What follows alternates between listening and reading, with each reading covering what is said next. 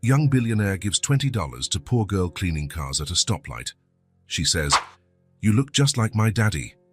When he sees the photo, he's paralyzed. Noah Bennett hated traffic lights.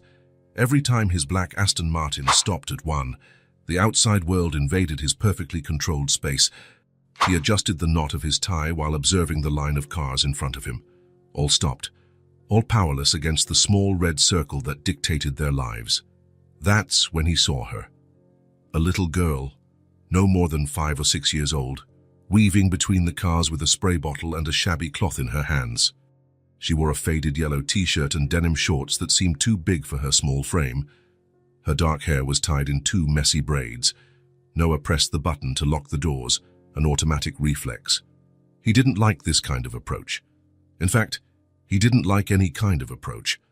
His eyes fixed on the digital clock on the dashboard, 9:42. The meeting with the investors would start in 18 minutes. He had plenty of time. But he hated not arriving at least half an hour early. The girl was now 2 cars away. Noah noticed that, unlike most children who roamed the intersections, she actually cleaned the windshields. Her movements were methodical and careful, as if this makeshift job deserved all her dedication. The car ahead moved, and Noah realized the light had turned green.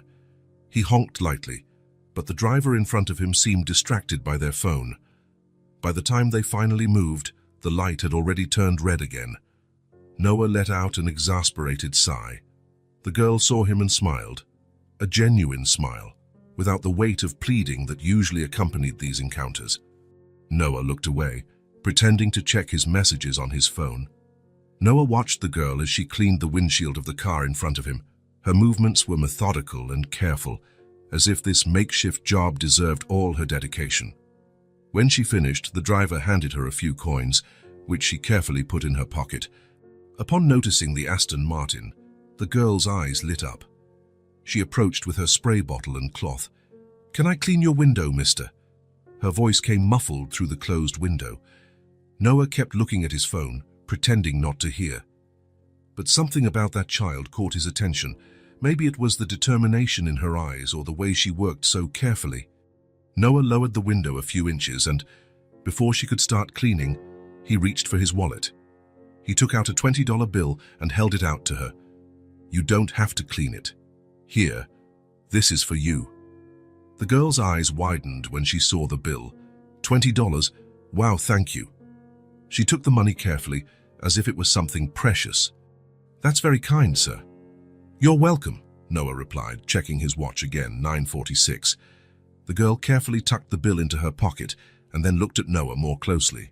Her eyes suddenly widened. "Wait," she exclaimed. "You look just like my daddy." Noah forced a polite smile.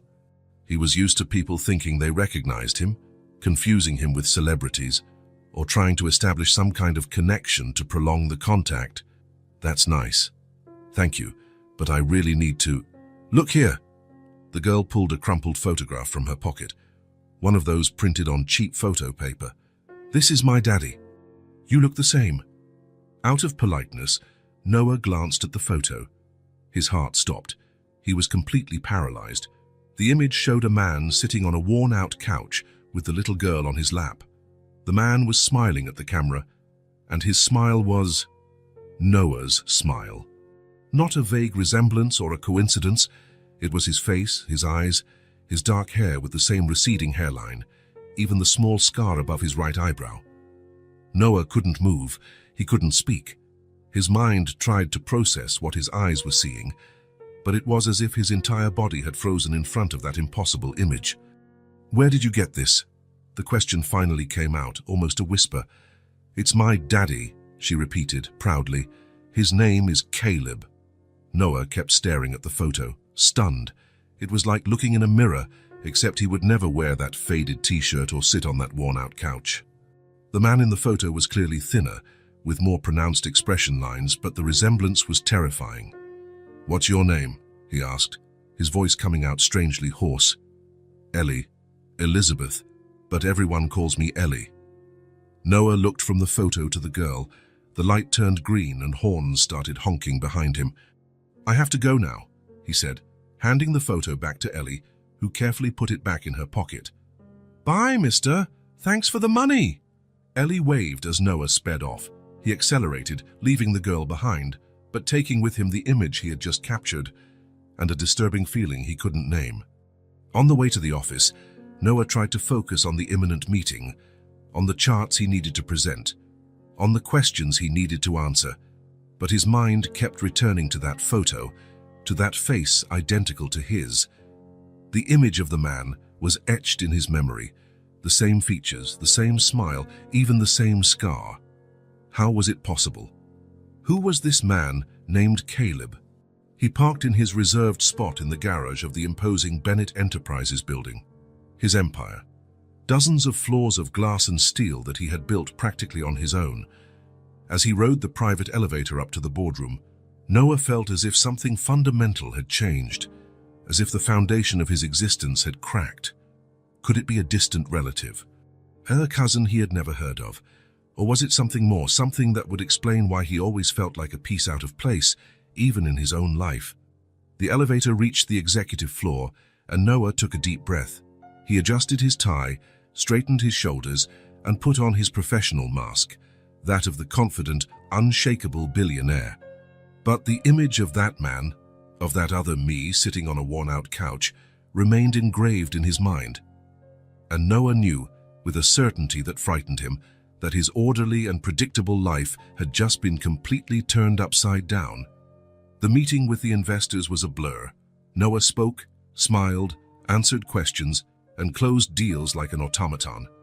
His body was present, but his mind was wandering far away. No one noticed anything different, perhaps because his mask of the ruthless CEO was so perfect that no one dared to question it. When he finally returned to his office, he locked the door and sank into his leather chair. The image of that man, Caleb, wouldn't leave his head. It wasn't just a casual resemblance.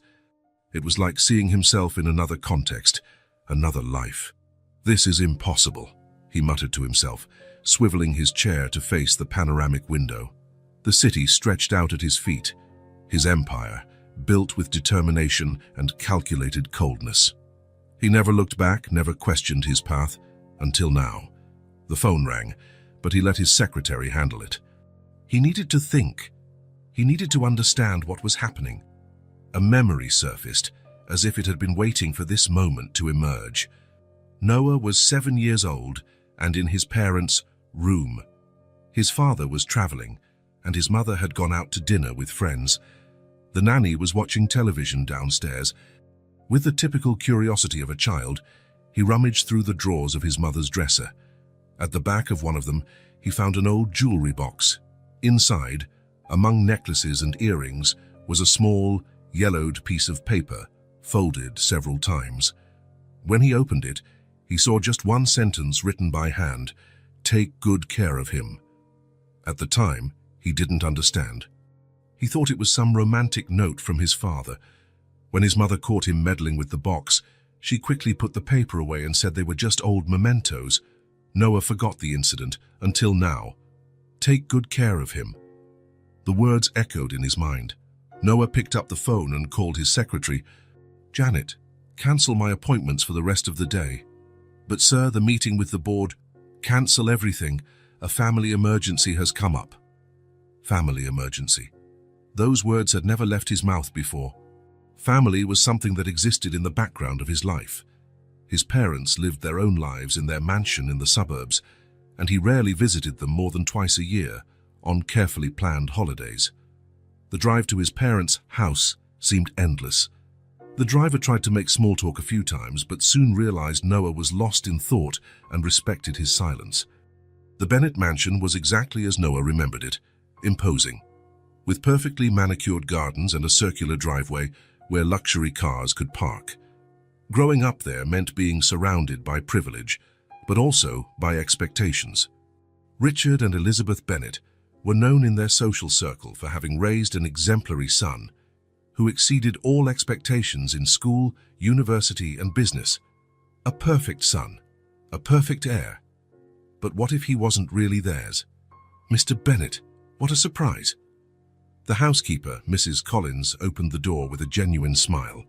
She had worked for the family since before Noah was born, and was the only person in that house who showed affection without reservation. Your parents are in the sunroom. Thank you, Mrs. Collins. Noah smiled at the woman, remembering how she used to make cookies for him after school. Are they expecting me? No, sir. They didn't mention any visitors today. Better that way. Noah didn't want to give them time to prepare answers or rehearse reactions. The sunroom was at the back of the mansion, a glass and metal structure that housed his mother's collection of rare plants. As he approached, Noah heard his parents' voices chatting calmly. I think we should accept the Hamiltons' invitation for the summer. Their lake house is wonderful, and it's been a while since we've taken a vacation, Elizabeth was saying. Perhaps, Richard replied, with that deep, controlled voice Noah knew so well. It depends on my meeting schedule in July. Typical.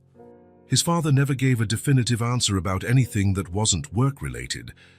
Noah stopped at the sunroom door, watching them for a moment. Elizabeth, always elegant in her expensive clothes, was tending to an orchid with gardening gloves that probably cost more than the housekeeper's weekly salary. Richard was sitting in a wicker armchair, reading the financial newspaper, his reading glasses balanced on the tip of his nose. Both were in their 60s, but maintained the impeccable appearance of people who had always had the resources to take care of themselves. Richard had perfectly cut grey hair, and Elizabeth still had the straight posture of someone who had attended the best finishing schools. Noah! Elizabeth was the first to notice him. The surprise on her face was genuine. What are you doing here on a Tuesday? Richard lowered the newspaper, his eyebrows slightly raised, the most expression his face usually showed. Son, did something happen with the company? Always his father's first concern. No, the company is fine. Noah entered the sunroom, feeling the humid warmth of the environment. I need to talk to you about something personal. Elizabeth and Richard exchanged a quick glance. Personal conversations were not common in the Bennett family. Shall sit down then? Richard indicated a nearby chair. Would you like something to drink? No, thank you. Noah remained standing. Suddenly, he felt like a child again, about to be reprimanded for some mischief. Something strange happened today. I met someone who looks exactly like me. The silence that followed was telling. Elizabeth placed the plant mister down with excessive care. Richard adjusted his glasses, a gesture Noah knew was a sign of nervousness. What do you mean by exactly? Richard asked, trying to keep his tone casual. I mean, I saw a photo of a man who could be my twin brother. Same eyes, same nose, same chin. Noah paused, watching them closely.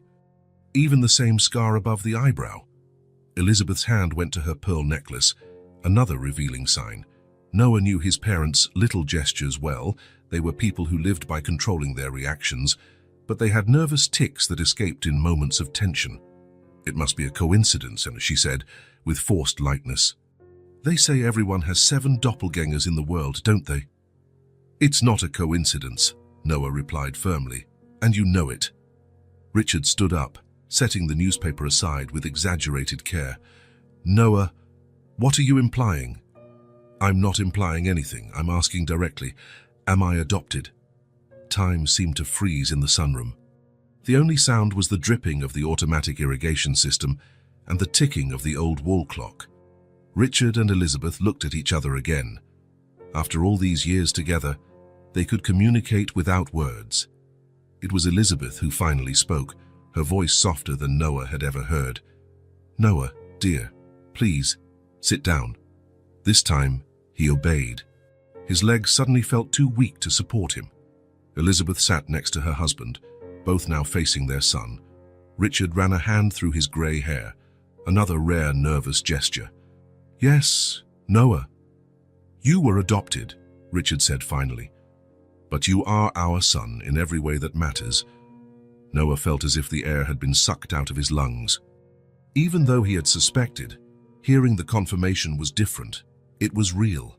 Why did you never tell me? The words came out more accusatory than he intended.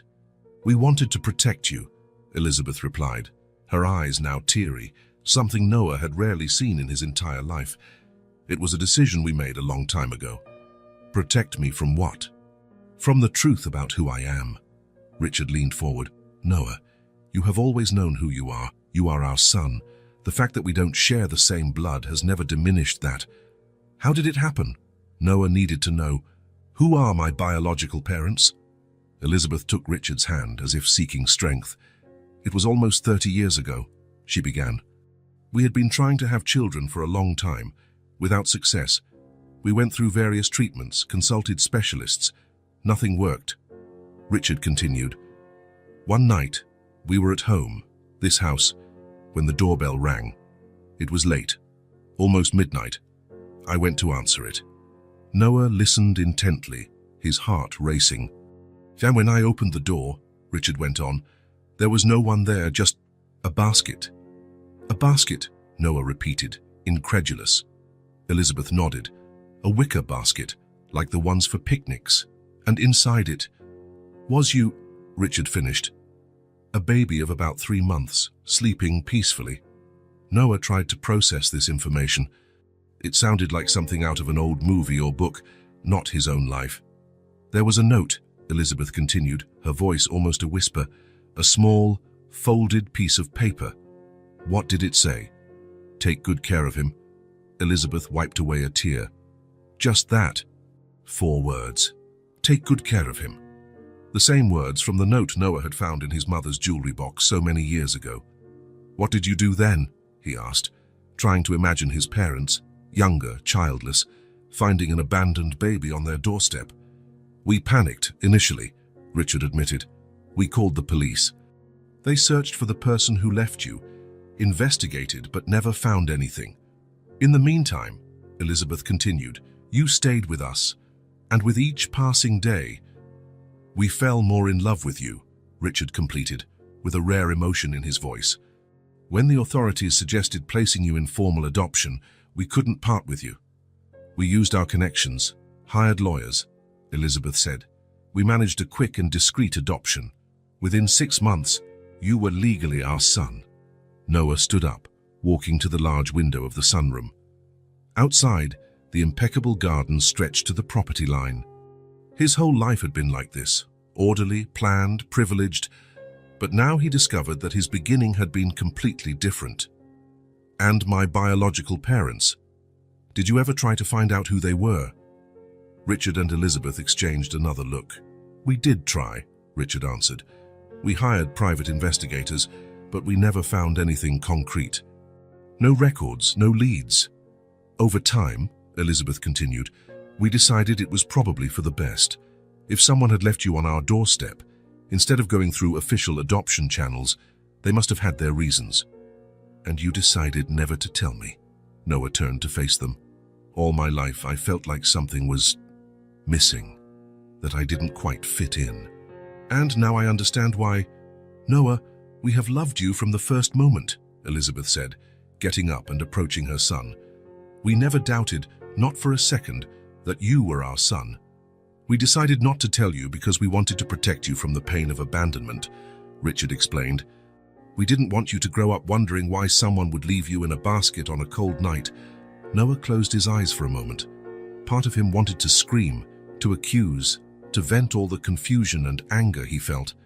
But another part understood his parents' fear, the fear of losing him, of him feeling less a part of the family. And now, Noah said finally, there's someone out there who looks exactly like me, someone who could be my brother. Richard stood up as well. The man you saw today, are you sure about the resemblance? Absolutely. I didn't see him in person, just a photo, but it was like looking in a mirror. Elizabeth looked worried. What are you going to do? Noah looked at his parents, the people who had raised him, who had given him everything they had, even if he wasn't their blood. Despite their flaws, despite the secrets, he knew they loved him. I have to find him, he answered. I need to know who he is. What if it leads to painful discoveries? Richard asked. What if it opens wounds that are better left closed? Noah shook his head. You hid the truth to protect me from pain. I understand that now, but I'm not a child anymore. I have the right to know my story, even if it hurts. Elizabeth took her son's hands in hers. No matter what you discover, Noah, you will always have a home here. You will always be our son. For a moment, Noah saw his mother not as the colder, controlled woman she had always seemed, but as someone who had carried a secret fear for decades, the fear of losing her son to the truth. "Thank you for finally telling me," he said. "I know it wasn't easy." Richard placed a hand on his son's shoulder. "And what can we do to help?" The question surprised Noah. His father had always been practical, always focused on solutions, but rarely offered direct help. "I need to find the little girl who showed me the photo. She said the man is her father. If I can find her, I'll find him." "Do you have any idea where to look?" Elizabeth asked. Noah thought of little Ellie, with her cloth and spray bottle, cleaning windshields at a busy intersection. "I'll start at the place where I saw her today. It's all I have for now." As he said goodbye to his parents, Noah felt something shift inside him. The initial anger over the lie kept for so many years was still there, but now mixed with understanding. And stronger than anything, there was a new determination. Somewhere in the city, there was a man with his face, a man who could be the key to understanding who he really was. In the car, on the way back to the city center, Noah felt something he hadn't experienced in a long time: fear of the unknown.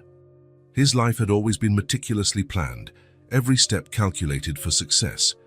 Now he was about to enter completely uncharted territory, and for the first time, he had no idea what he would find. 3 days had passed since Noah discovered the truth about his adoption. 3 days in which he had barely been able to sleep, work, or think about anything other than that photo. That face identical to his. The traffic light looked the same. The cars, the impatient honks, the heat rising from the asphalt. Noah parked his Aston Martin a few blocks away and walked there. He didn't want to draw attention with his luxury car. For an hour, he watched from a distance, looking for Ellie among the street vendors and windshield cleaners working in the area. He was starting to lose hope when he finally saw her. The same faded yellow t-shirt, the same messy braids. She worked with the same dedication Noah had observed the first time.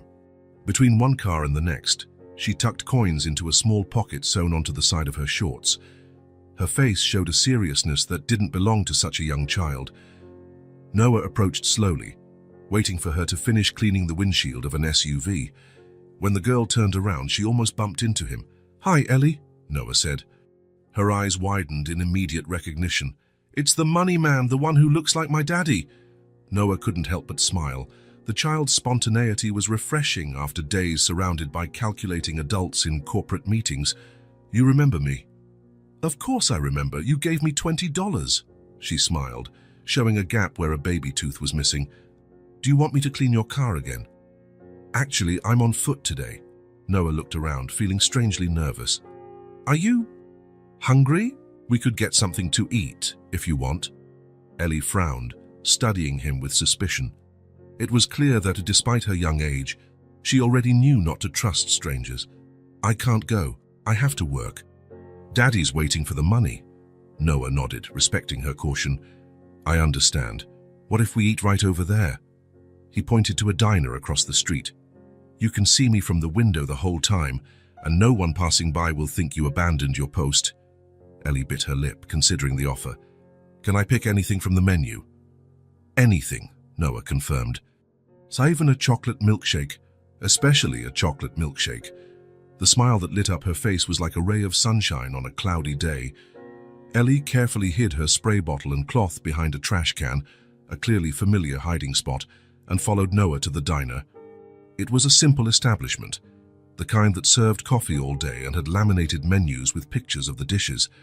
The waitress, a middle-aged woman with grey hair in a hairnet, raised her eyebrows upon seeing Noah in his expensive suit, accompanied by a child in worn clothes.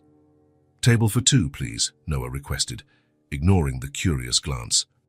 They sat by the window, from where Ellie could monitor her workplace. She knelt on the seat to better reach the table and picked up the menu with almost solemn reverence. "I've never eaten in a real restaurant," she confessed in a low voice, as if sharing a secret. Noah felt a pang in his chest. "Never." Ellie shook her head. "Daddy says it's too expensive." "We eat at home." The waitress approached, order pad in hand. "What'll it be?" "A chocolate milkshake, a hamburger with fries, and—" Ellie looked at Noah as if asking for permission to continue.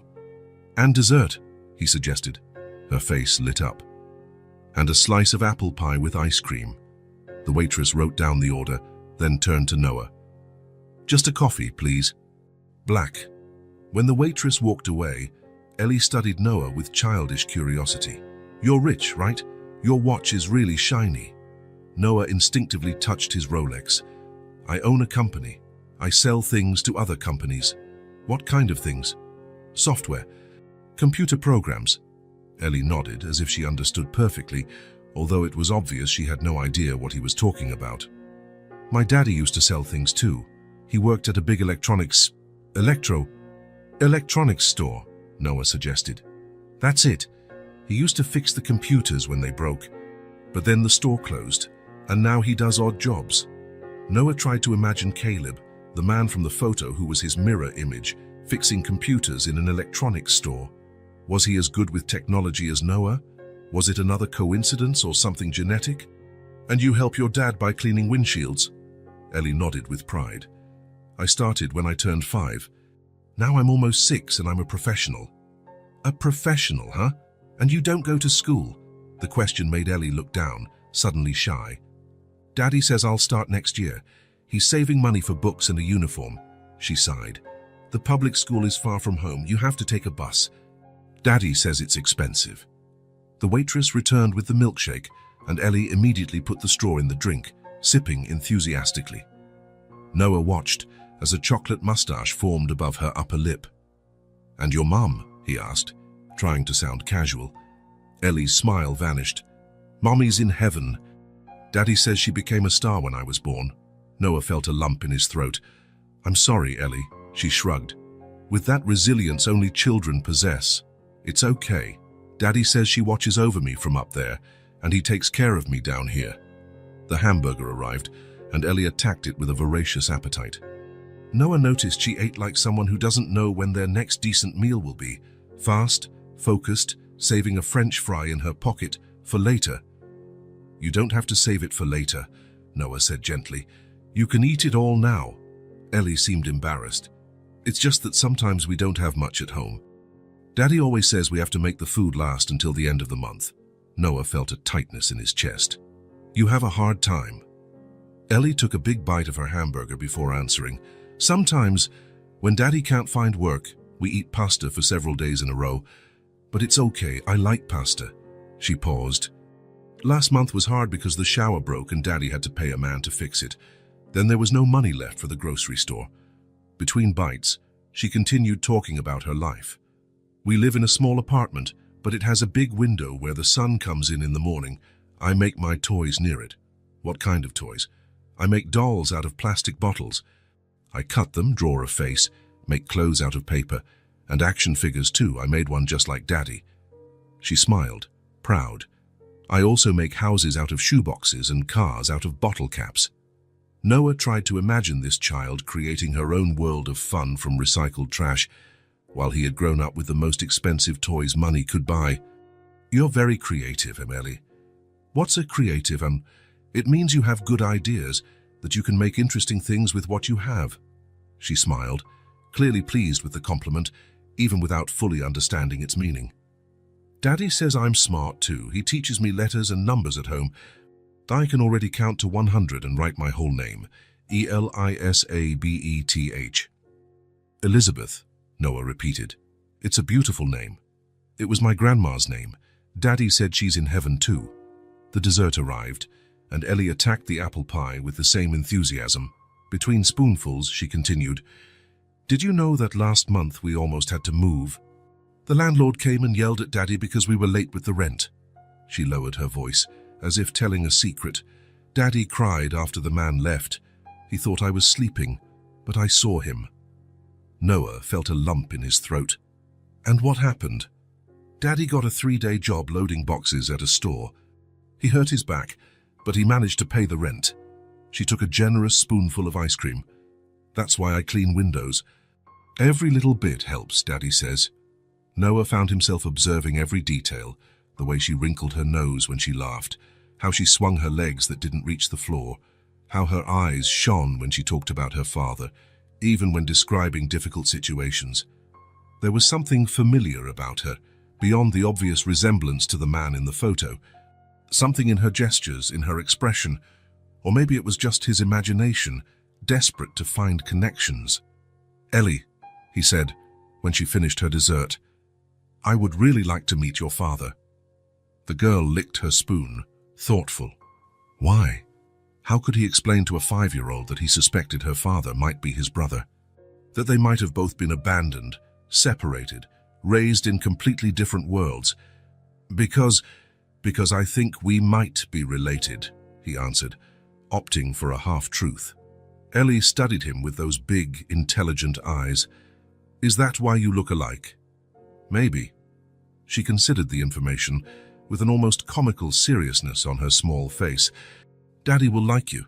He's nice, but he gets sad sometimes when he thinks I'm not looking." Noah felt something strangely protective surge within him, not just for Ellie, but also for this man he had never met. "Can I go home with you today? To meet him?" Ellie bit her lip, considering, "I think so." "Daddy always says not to bring strangers home, but you're not a stranger. You look like him, so you must be family, right?" The child's logic was irrefutable in its simplicity. Noah paid the bill, leaving a generous tip that made the waitress smile. As they prepared to leave, Ellie took his hand naturally, as if it were something they always did. The feeling was strange for Noah. He couldn't remember the last time someone had held his hand like that, without ulterior motives, without expecting anything in return. It was a gesture of pure trust, and he found himself emotionally disarmed by something so simple. "I have to get my things," Ellie said when they left the diner. She ran to the trash can where she had hidden her spray bottle and cloth, carefully putting them in a small, worn-out backpack. "Ready?" Noah asked. Ellie nodded, taking his hand again. "This way. It's not too far, but we have to cross the park." As they walked, Noah tried to imagine the man he was about to meet. The man with his face, who lived a life so different from his own. A man raising a daughter alone, struggling to pay the bills, who cried in secret when he thought no one was watching. "Daddy's making pasta today," Ellie said, skipping alongside Noah. "It's what we eat when money's running out, but he makes a good sauce." Noah felt a lump in his throat. While he dined at Michelin-starred restaurants, this man, possibly his brother, counted coins to feed his daughter. "I'm sure it will be delicious," he replied. They crossed the park, where Ellie pointed out her favorite swing and the tree where she once saw a squirrel. Then they followed a few residential streets until they reached an old brick building. The paint was peeling on the exterior walls, and some windows had broken panes patched with duct tape. "We live on the 3rd floor," Ellie explained. "The elevator's been broken for a long time, so you have to take the stairs." Noah looked at the building, trying to process that someone with his face, or possibly his own blood, lived in these conditions. The disparity between their lives was abysmal. "Let's go," Ellie said, pulling his hand enthusiastically. "Daddy's going to be so surprised to see you." As they climbed the dark, narrow stairs, Noah Bennett, the lonely billionaire, felt his heart race. In a few minutes, he would be face to face with the man from the photo. The man who could be the key to understanding his past, his origins, his true identity. The man who, without knowing it, had already changed his life forever. The apartment was small, but surprisingly clean and organized. A living room that merged with the kitchen, 2 tiny bedrooms and a bathroom. The entire space wouldn't be larger than the master closet in the mansion where Noah grew up. "You can sit," Ellie said, pointing to a worn-out sofa covered with a colorful blanket that disguised the rips in the upholstery. "This is where we watch TV when Daddy isn't working." Noah sat down awkwardly, feeling the sofa sink under his weight. The springs creaked in protest. On the wall in front of him, there was a small old television on a makeshift table made of painted wooden crates. "Want to see my toys while we wait for Daddy?" Ellie was already running to her room before Noah could even answer. Alone for a moment, Noah observed the environment. On the walls, there were children's drawings taped up, clearly Ellie's work. A small table in the corner of the room held notebooks and colored pencils, neatly organized. Through the open window, a warm breeze came in, swaying a curtain made of patchwork fabric. There was something in the atmosphere of that simple place that touched Noah. It wasn't a magazine-perfect apartment. It had no designer furniture or expensive works of art, but it had life. It had personality. It had warmth. Ellie returned carrying a shoebox. She sat next to Noah on the sofa and opened her treasure. "Look, this is Mrs. Mary," she introduced, holding up a doll made from a plastic bottle. The doll had a face drawn with a permanent marker and hair made of colored yarn. It wore a dress made of fabric scraps, hand-stitched with uneven stitches. "She's very beautiful," Noah said, genuinely impressed by the creativity. "This is Mr. Carlos," Ellie continued, showing a doll made from a toilet paper roll. "And this," she picked up another doll made from a smaller bottle, "is Daddy." Noah took the doll carefully.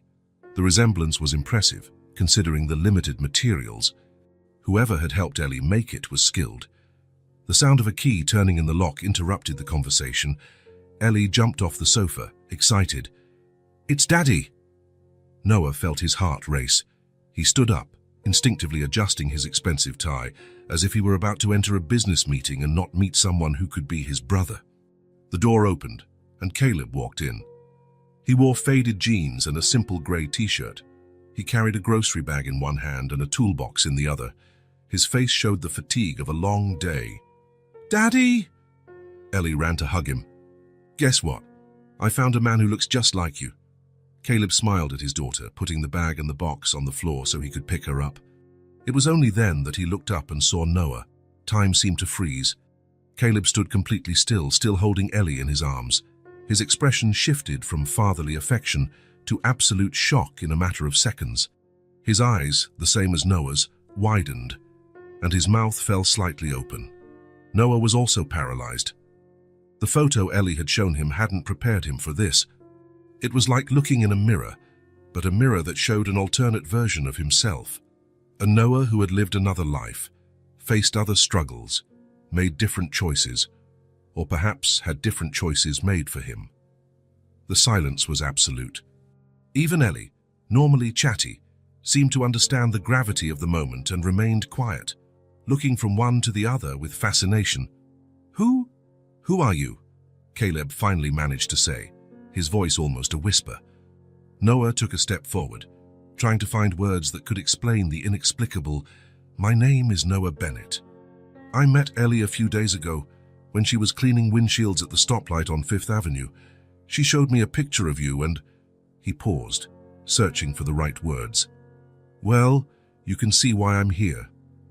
Caleb gently put Ellie down, as if operating on autopilot. His eyes never left Noah's face. "Ellie, sweetheart," he said, his voice strangely calm. "Can you go to your room for a little bit? I need to talk to Mr. Bennett." "But Daddy, I want to—" "Please, Ellie."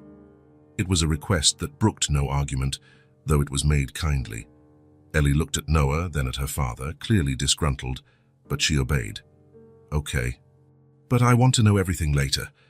She picked up her toy box and shuffled to her room, closing the door behind her. Caleb and Noah were left alone, staring at each other in a silence heavy with unspoken questions. "Do you want some coffee?" Caleb finally offered, his voice tense, as if he were trying to cling to some normality in a completely surreal situation. Yes, thank you," Noah replied, grateful for the opportunity to break the tension. Caleb went to the small kitchen and began to prepare the coffee, his movements mechanical, as if he needed something to occupy his hands. Noah remained standing in the living room, watching the man who was his mirror image perform a mundane task. "Are you sure this isn't some kind of joke?" Caleb asked, his back to Noah as he measured the coffee. "Some TV show about lookalikes or something?" "I'm sure," Noah replied. "Believe me, I'm as surprised as you are." Caleb turned true, facing Noah again. His eyes studied every detail of the other man's face, as if searching for some difference that could explain it all away as a strange coincidence. "The scar," he said suddenly, pointing to his own right eyebrow, where he had a small mark. "You have it too." Noah instinctively touched his own scar, a thin mark above his right eyebrow. "Yes, I've had it as long as I can remember." "Me too." The coffee started to brew, and Caleb turned to switch off the stove. He poured 2 cups, one of them with a small chip on the rim, and handed the intact one to Noah. "Let's sit," he suggested, gesturing to the sofa. They sat, each at one end of the small sofa, as if they needed physical space to process the genetic proximity that was obvious to both of them. "Are you adopted?" Caleb asked directly, holding his coffee cup with both hands. Noah nodded. "I found out recently. My parents told me after I saw your photo with Ellie." "Me too." Caleb took a sip of coffee. "I've always known. My adoptive mother never hid it from me." "Your adoptive mother?" Noah leaned forward slightly. "And your father?" "I never knew my adoptive father. He left my mother when I was a baby." Caleb gave a sad smile. "It seems abandonment is a recurring theme in my life." Noah felt a lump in his throat. While he had grown up in a mansion with two parents, emotionally distant but present and financially stable, Caleb had apparently had a very different childhood. "How was your adoption?" Noah asked. "My parents told me I was left in a basket on their doorstep, with a note." Caleb nearly choked on his coffee. "What? Seriously?" "Yes. The note just said, 'Take good care of him.'" Caleb placed his cup on the makeshift coffee table, his hands trembling slightly. "My adoptive mother found me on a park bench, also in a basket." He paused, looking directly into Noah's eyes, with a note that said, "Take good care of him." The silence that followed was deafening. The implications were clear to both of them. "We're brothers," Noah said finally, voicing what they both already knew. "Maybe even twins." "Separated at birth," Caleb completed. "Like in one of those old movies that nobody believes happens in real life." They stared at each other again, each absorbing the reality of the other. The same DNA, the same features, the same origin, and completely different lives. "Your adoptive mother," Noah began. "Is she still alive?" Caleb nodded. "Yes, Margaret. She lives a few blocks from here. She's sick. Heart problems. I've been taking care of her for years." "Margaret," Noah repeated, testing the name. "I'd like to meet her." "She'll like you," Caleb said with a small smile. "She always said I must have a brother out there somewhere, something about the basket being too big for just one baby." Caleb got up and went to a small bookshelf in the corner of the room. He picked up a simple photo frame and returned to the sofa. "This is Margaret," he said, handing the photo to Noah. "My mom." Noah took the frame carefully. The photo showed a woman of about 60, with grey hair tied in a simple bun. She had a kind face, with wrinkles at the corners of her eyes that suggested a life of smiles, despite the hardships. She wore a modest floral dress and was sitting on a park bench with a small book in her hands. Something in the woman's expression, in the kindness of her eyes, touched Noah deeply. This was the woman who had raised his brother, who had loved him, who had sacrificed everything for him. A woman who had never known material wealth, but who clearly possessed a richness of spirit that money couldn't buy. Without warning, Noah felt his eyes well up with tears. He tried to hold them back, but it was too late.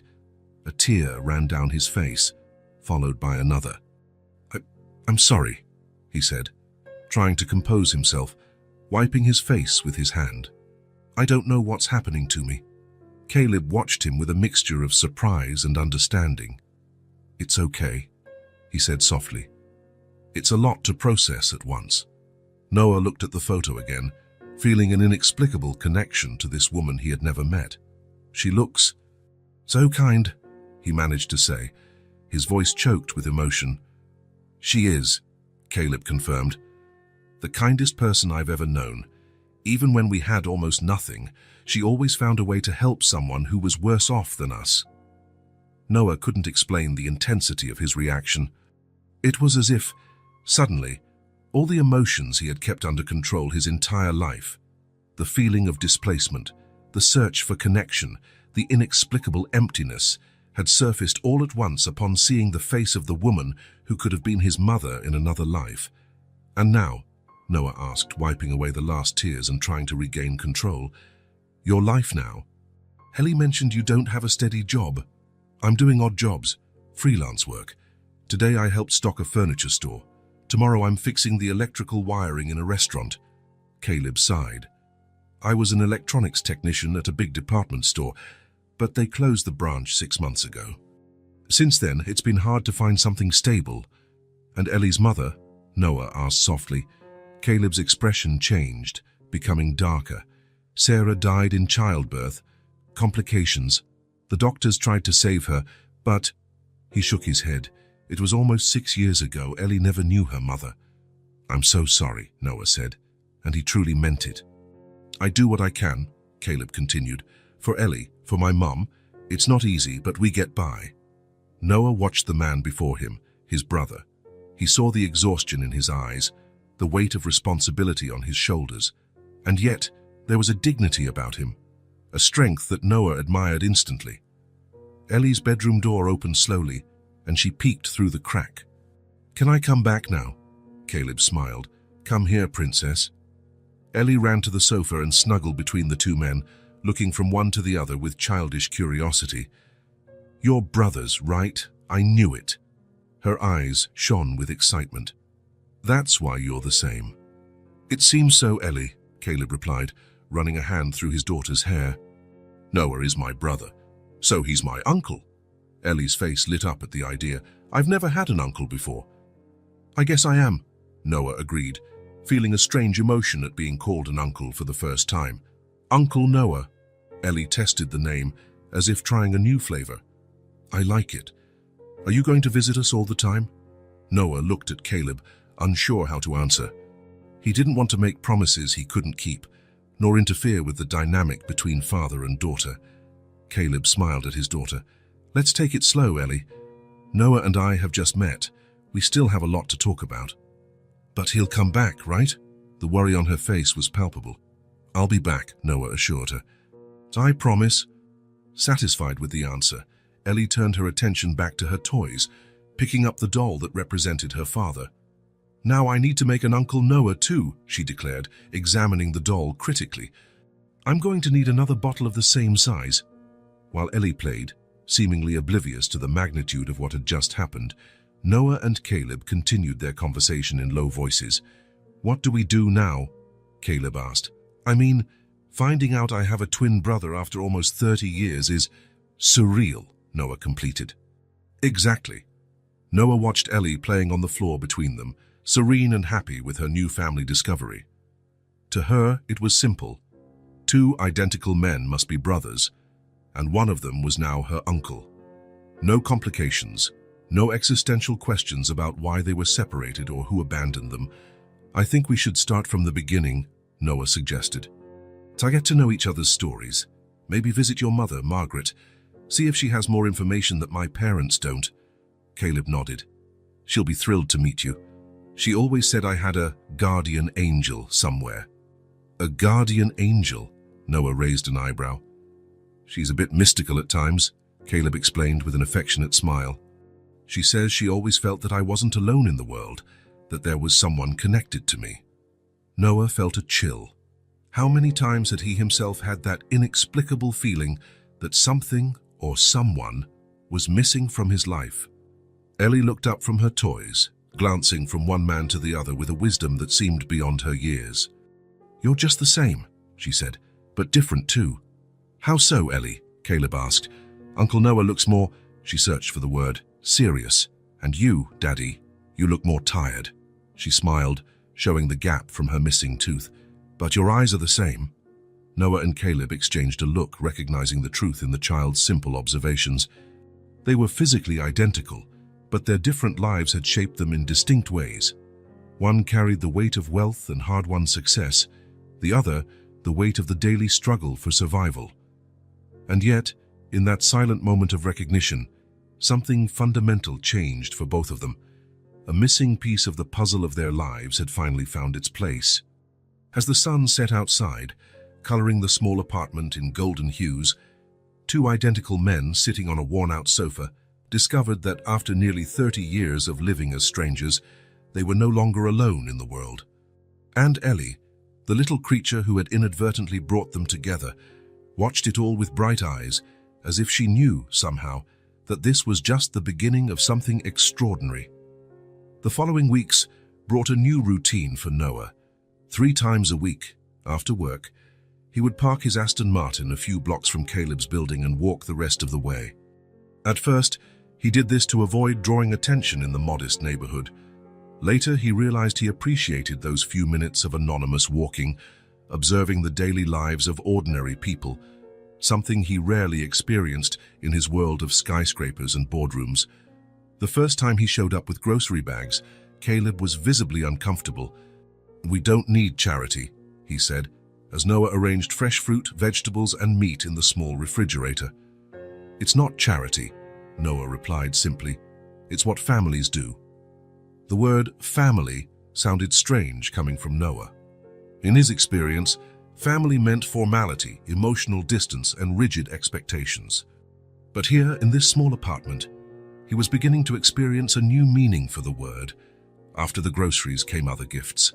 New notebooks for Ellie, colored pencils, children's books. Small things that Noah bought without thinking, but that made the little girl's eyes sparkle as if she had received priceless treasures. On a rainy Tuesday, Noah arrived at the apartment drenched. Ellie ran to greet him as she always did, throwing herself into his arms without caring about his wet suit. "Uncle Noah, did you bring more books?" Noah smiled, pulling an illustrated storybook from his waterproof briefcase. "I did. And today we're going to practice our letters more foo, okay?" Ellie nodded enthusiastically. In the last few days, Noah had discovered she was a quick learner. She was a naturally curious and intelligent child who absorbed knowledge like a sponge. The problem had never been a lack of ability, but a lack of opportunity. They sat at the small kitchen table while Caleb prepared dinner. Noah opened one of the notebooks he had brought and began to draw large, well-formed letters. "Remember what we saw yesterday? Let's repeat the alphabet." Ellie held the pencil with determination, her tongue sticking out the corner of her mouth in concentration. She began to copy the letters, her strokes becoming more and more confident. "A, B, C," she said as she wrote, "D, E, F." Noah watched with a mixture of pride and admiration. In just a few weeks, Ellie could already recognize all the letters and form simple words. Her progress was remarkable. "Now let's write your full name. Elisabeth," Ellie spelled carefully, writing each letter with attention. When she finished, she looked up at Noah for approval. "Perfect," he praised.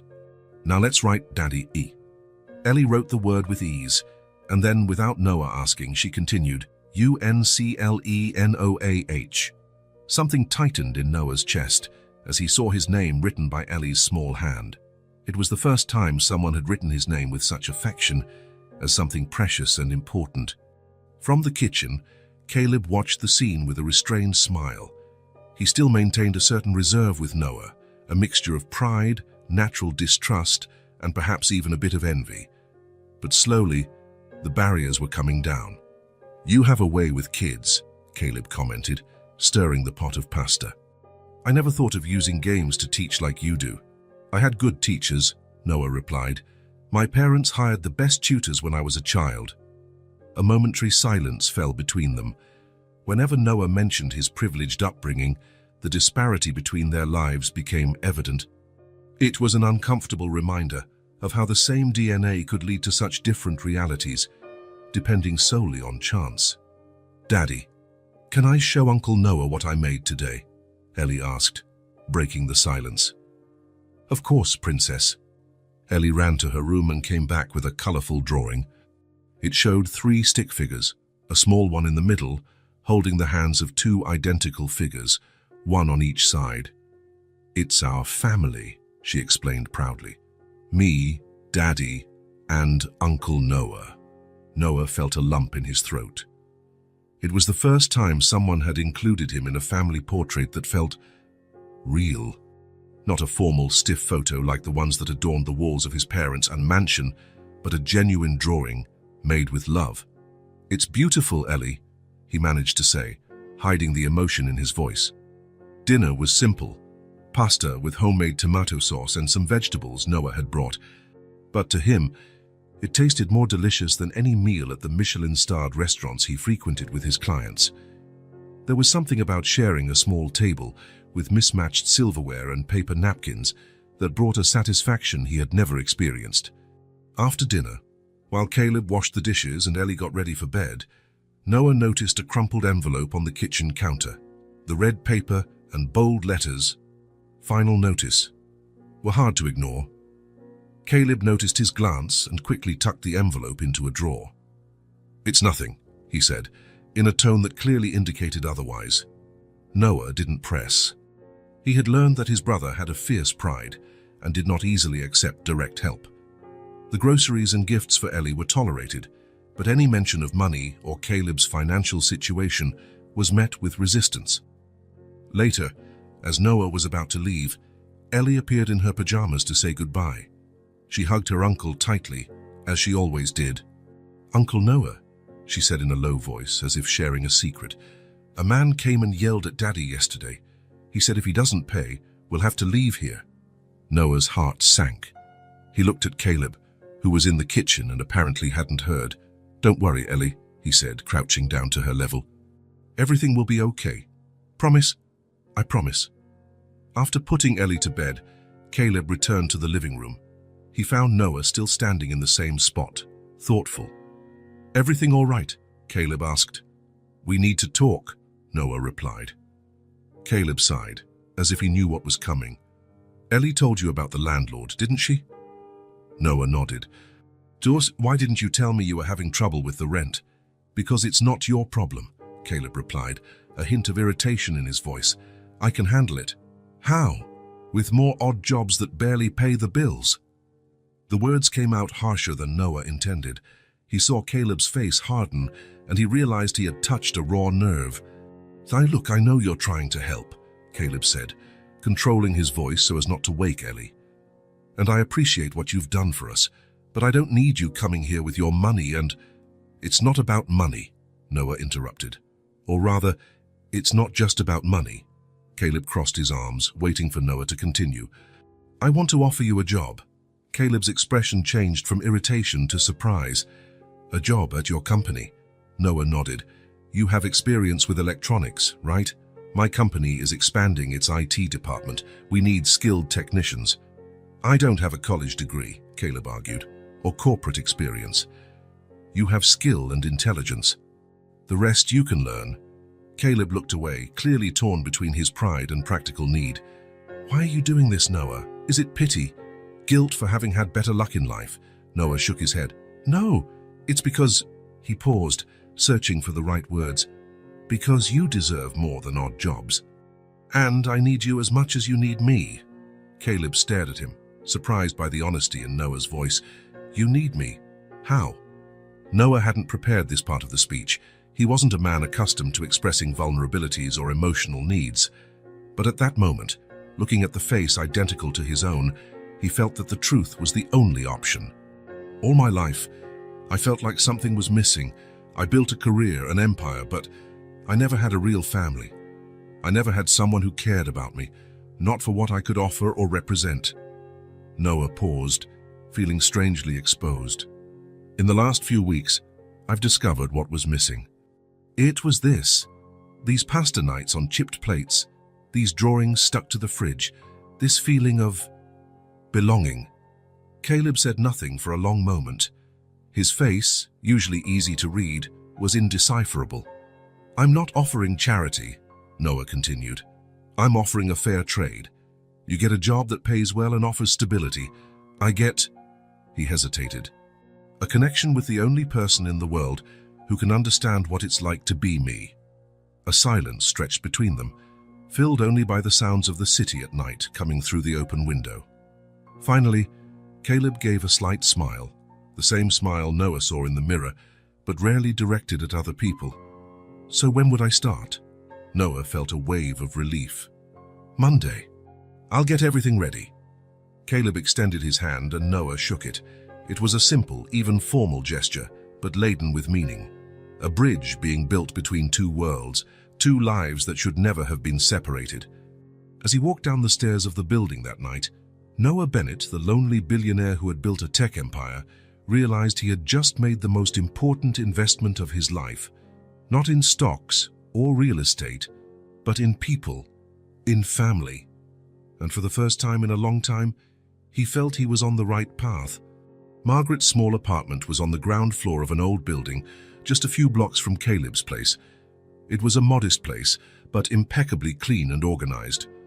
Potted plants of all sizes occupied the windowsill, bringing life to the simple environment. Noah felt his heart race as he waited at the door. Caleb had insisted he go alone, saying this moment belonged just to the two of them. Even so, Noah wished his brother were there. Caleb would know how to act, what to say. Noah, on the other hand, felt completely lost. The door opened, revealing a woman with grey hair tied in a simple bun. She wore a modest floral dress and a wool cardigan, despite the moderate warmth of the day. Her eyes, though marked by time and a life of hardship, still possessed a surprising vivacity. Noah recognized her immediately from the photo Caleb had shown him. It was Margaret, the woman who had raised his brother, who had loved and protected him while he himself was growing up in a mansion on the other side of the city. "Mrs. Reynolds?" Noah asked, his voice strangely tense. "I'm Noah Bennett. Caleb must have mentioned I was coming." Margaret's face lit up with a warm smile. "Noah, of course. Come in, dear. Caleb has told me so much about you." She stepped aside to let him in, watching him with a gaze that seemed to penetrate beyond the surface. Noah noticed her eyes were misty. "I'm sorry," she said, wiping a tear with the sleeve of her cardigan. "It's just, the resemblance is incredible. Is like looking at Caleb in expensive clothes." Noah smiled, trying to hide his own nervousness. "Everyone says that." Margaret led him to a small living room, a sofa with handmade cushions, a coffee table with a vase of wildflowers, and simple shelves filled with well-worn books and small mementos. "Please, sit." "I've made tea." Noah obeyed, sitting awkwardly on the sofa while Margaret went to the kitchen. Through the open doorway, he could see her preparing a tray, her hands slightly trembling. "Caleb told me how you met," she said from the kitchen. "Through little Ellie. That girl has a gift for connecting people." "She's special," Noah agreed. "Very smart, too."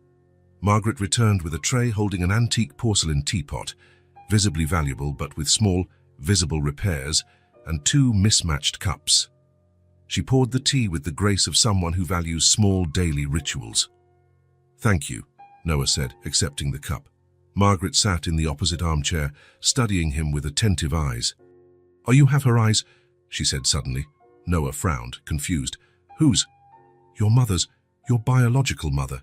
The cup trembled slightly in Noah's hand. You knew her?" Margaret nodded slowly, her eyes never leaving Noah's face. "I did, yes, in fact, I knew her very well." She paused, taking a sip of tea as if to gather courage. "Her name was Elena." "Elena Vasquez." "Elena," Noah repeated, testing the name, feeling its weight. A name for the woman he had never known, the woman who had left him in a basket on a stranger's doorstep. "She was young," Margaret continued, "very young and very alone." Noah placed his cup on the coffee table, unable to drink or do anything but listen. "How did you know her?" Margaret sighed, looking at a distant point as if watching the past unfold before her eyes. "We worked together in the same house." Noah felt a chill run down his spine. "Worked? As maids," Margaret completed, without shame or hesitation. "At the Bennett house, your adoptive parents." The world seemed to stop for a moment. Noah felt as if the air had been sucked from his lungs. "Elena was younger than me," Margaret continued, her voice soft. "She was only 19 when she started working there. I had already been at the house for nearly a decade." "She worked for my parents," Noah repeated, still trying to process the information. "And she got pregnant." Margaret nodded. "Die by the gardener, a young man named Miguel. He disappeared as soon as he found out about the pregnancy." "And my parents? Did they know?" Mrs. Bennett suspected Elena tried to hide her belly for as long as she could. "But," Margaret shrugged. "By the 8th month it was impossible to hide. She was let go, of course. With a good reference and some money, but still let go." Noah tried to imagine the scene, his biological mother, young and pregnant, being sent away from the house where her son would grow up years later, never knowing his origin. "What happened next?" "She came to live with me. I had a tiny apartment, barely big enough for one person, let alone two and a baby on the way. But I couldn't leave her on the street." Margaret smiled sadly. Then you were born. You? Plural? Identical twins, so perfect, so small. Margaret's eyes filled with tears again. Elena wasn't ready. She could barely take care of herself, let alone two babies. Noah felt a lump in his throat. What did she do? She made a decision. The hardest decision a mother can make. Margaret took a deep breath. She knew the Bennets. She knew they were good people, that they could give one of you what she could never offer. So, one night, she left you on their doorstep with a note. "Take good care of him," Noah murmured. Margaret nodded. She cried for days after that. But she knew she had done the right thing for you. And Caleb, why didn't she leave both? She couldn't. She couldn't part with both her children at once. Margaret's voice broke. And I promised I would help her with the other baby. Noah stared at Margaret, a suspicion growing in his mind. Where is Elena now?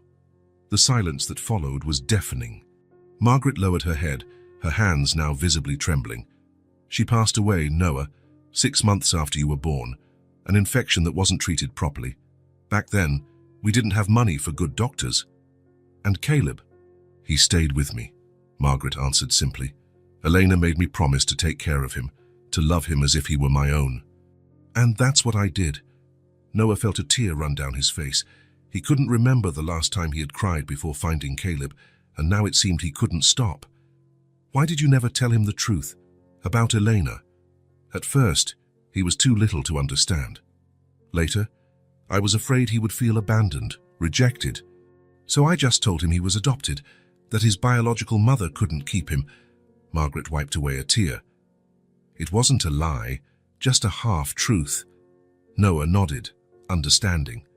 The same reason his adoptive parents had never told him about his adoption. Suddenly, Margaret stood up, went to a small chest of drawers and opened the top drawer. She returned with a simple wooden box, worn with time. This belonged to Elena. I thought you might like to have it. Noah accepted the box with trembling hands. Inside, there was a small silver religious medal, a faded photo of a young woman with dark hair and large eyes, his eyes, he realized with a shock, and a piece of embroidered fabric, probably part of a dress. It's all I have of her, Margaret said softly. Noah looked at the woman before him, not his biological mother, but the woman who had raised his brother with love, who had preserved these few memories for almost 30 years. Why are you telling me all this now? Margaret's eyes met his, and there was a deep sadness in them. Because I'm sick, Noah. Sicker than Caleb knows, and I don't want to take these secrets with me. Noah's heart tightened. How long? The doctors aren't sure. Months, maybe. The heart is too weak. Without thinking, Noah took Margaret's hands in his. They were small hands, marked by a lifetime of hard work but surprisingly warm. And my mother was a maid in your parents' house, Margaret continued, tears now streaming freely down her face. I knew they were good. That's why I left you there. It was the only right thing I could do. Noah realized with a shock that Margaret was speaking as if she were Elena, as if, after all these years of caring for Caleb in her place, the identities of the two women had merged in her mind. You did much more than that, Noah said softly. You raised Caleb. You gave him love, values, strength. You made him the wonderful man he is today. That's much more than just one right thing. Margaret smiled through her tears, squeezing Noah's hands. You're exactly as I imagined you would be. At that moment, Noah made a decision that would change his life forever. I'm going to take care of you, he said, with a certainty that surprised himself. The best doctors, treatments, whatever is necessary. Oh no, dear, I can't accept. It's not an offer, Noah interrupted gently. It's a promise. You took care of my brother when I couldn't. Now it's my turn to take care of you. Margaret looked at him for a long time, as if seeing beyond the expensive suit and the facade of the successful businessman to the essence of the boy Elena had left in a basket so many years ago. You have her heart too, she said simply. And as the afternoon sun streamed through the window, illuminating the plants Margaret cared for so lovingly, Noah Bennett felt another piece of his life's puzzle fall into place, not completing the picture, but certainly making it clearer. The school uniform seemed too big for Ellie's small body. The navy blue skirt fell below her knees, and the sleeves of the white shirt had to be rolled up several times. Still, standing at the apartment door that Monday morning, she looked like the happiest child in the world. "How do I look?" she asked, twirling to show off the complete uniform. "Like a real student," Caleb replied, adjusting the bow tie that was part of the uniform. Noah, watching the scene leaning against the doorframe, felt a lump in his throat. In the past few weeks, since he had decided to take care of Margaret, so much had changed. Caleb now worked in the IT department at Bennett Enterprises, where he quickly distinguished himself with his natural tech skills. Margaret had been moved to one of the best hospitals in the city, where she was receiving treatment for her heart condition. And Ellie, little Ellie who used to clean windshields at a traffic light, was about to start her first day at Westfield Preparatory School, one of the best private institutions in the city. "Ready for the big day?" Noah asked, approaching.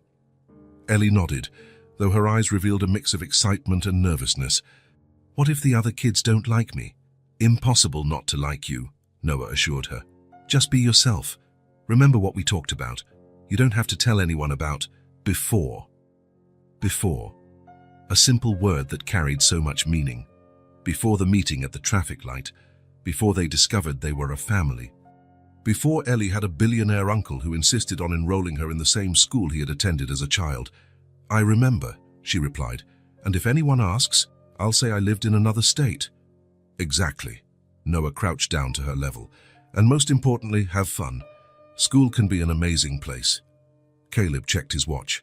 "Time to go. We don't want to be late on the first day."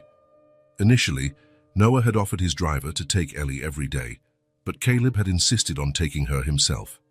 "I want to be a present father," he had said.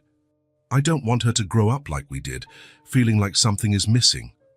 The drive to school was in Caleb's new car, a gift from Noah that he had reluctantly accepted, only after Noah argued it was a matter of safety for Ellie.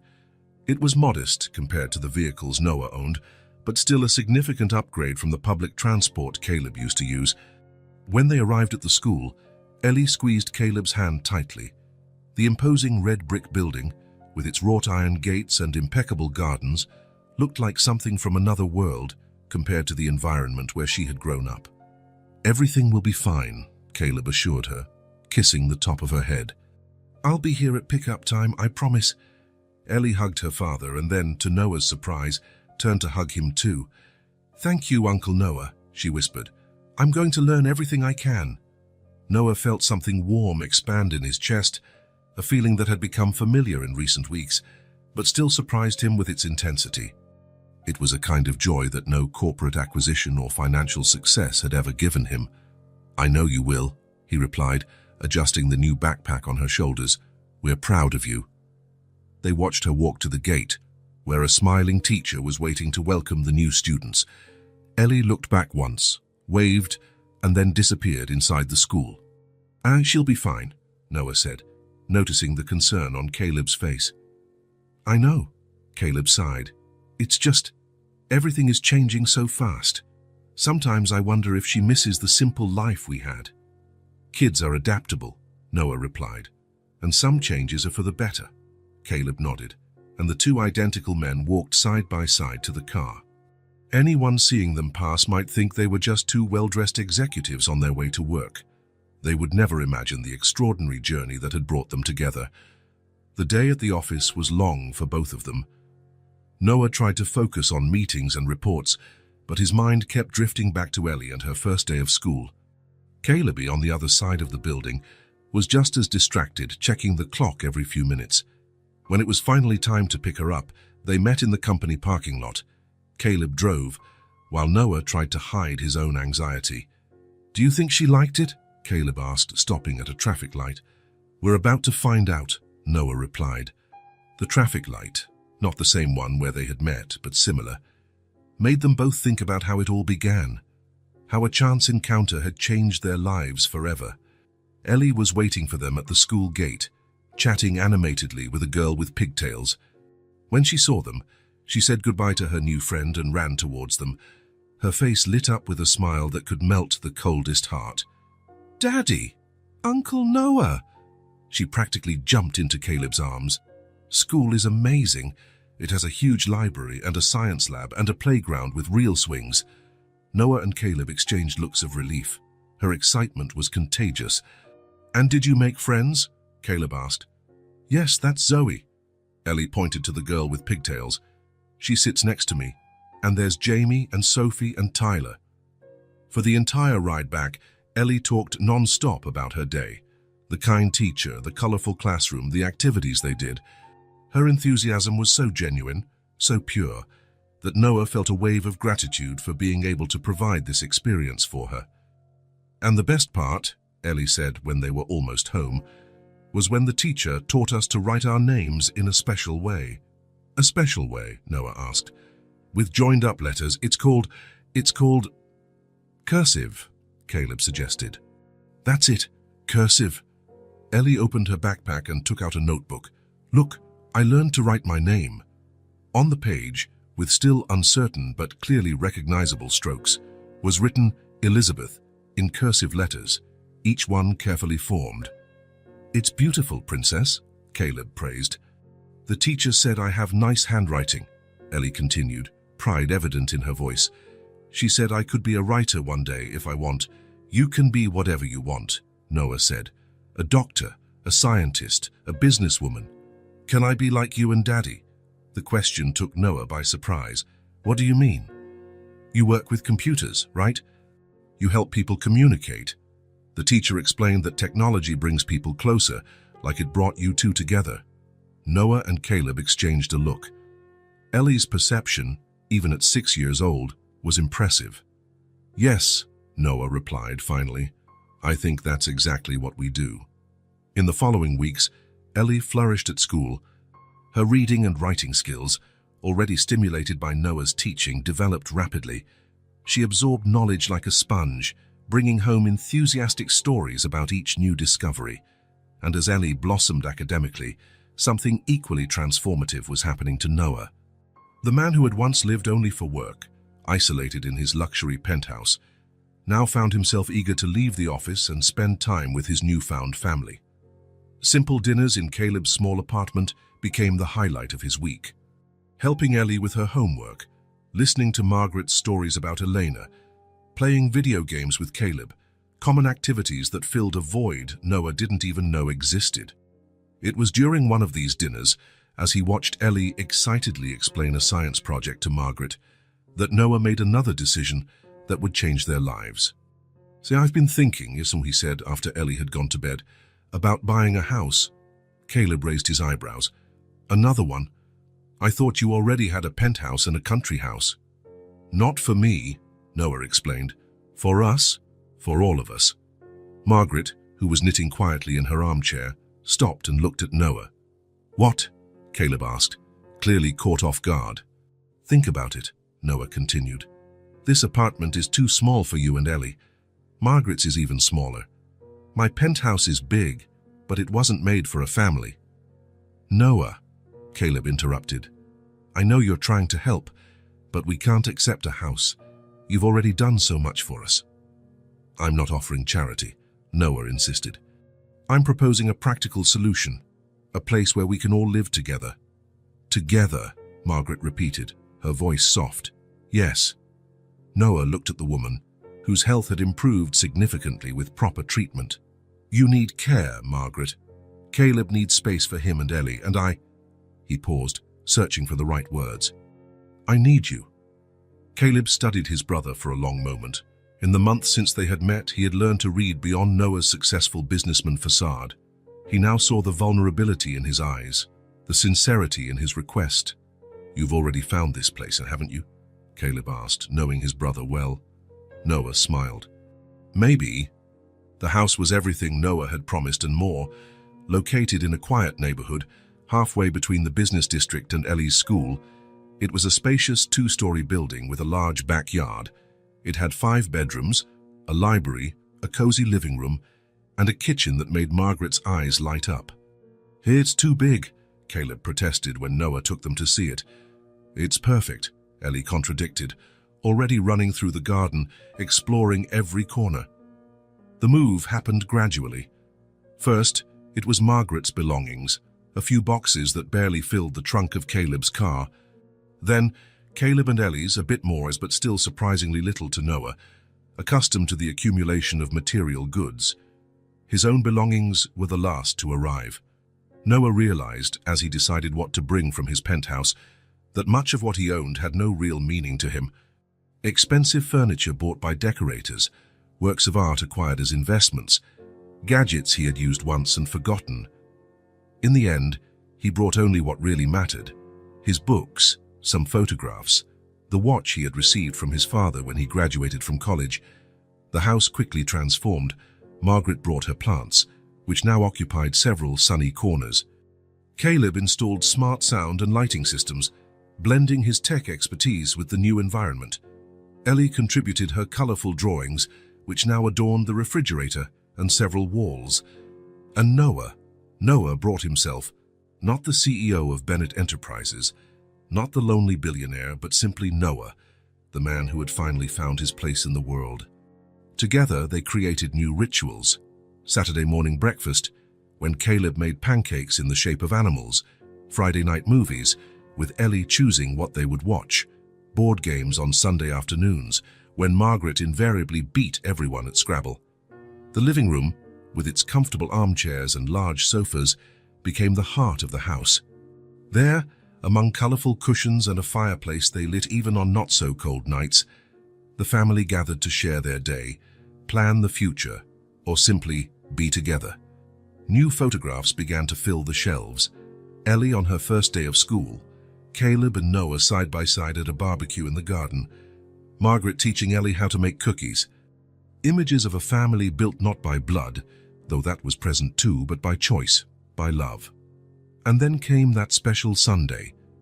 Margaret had insisted on preparing a traditional lunch with recipes she had kept for years, waiting for a special occasion to share them. The dining room table, normally used only for formal occasions, was set with the best dinnerware they could find, an eclectic mix of pieces from different sets, just like the family gathered around it. The midday sun streamed through the large windows, illuminating Margaret's face as she watched her two sons side by side. Noah and Caleb, identical in appearance but so different in their life experiences, were chatting animatedly about a new project at the company. Ellie, sitting between them, looked from one to the other as if watching a particularly fascinating tennis match. Margaret served the last dish and finally sat down, a serene smile on her face. The table was filled with simple dishes, but prepared with love: roast chicken, golden potatoes, fresh vegetables from the garden she had started to cultivate. "Before we begin," she said, "I'd like to propose a toast." Noah poured wine for the adults and grape juice for Ellie, who was especially proud to have her own grown-up glass. "To family," Margaret said, raising her glass. "Our family, to family," they all repeated, clinking their glasses. Ellie, with the naturalness of children, reached out her hands, one to Noah and one to Caleb. They held them, and for a moment the three of them formed a perfect circle. "Now we're a real family, right?" Ellie asked, her eyes shining with the certainty of someone who already knows the answer. Noah looked at Ellie's smiling face, at the hands identical to his own holding the girl's small hand, at Margaret watching them with misty eyes. And he realized he no longer saw just physical resemblances, genetic coincidences, or the chance that had brought them together. He saw bonds, the invisible and powerful bonds that united them. He saw belonging, the feeling of finally being where he was meant to be.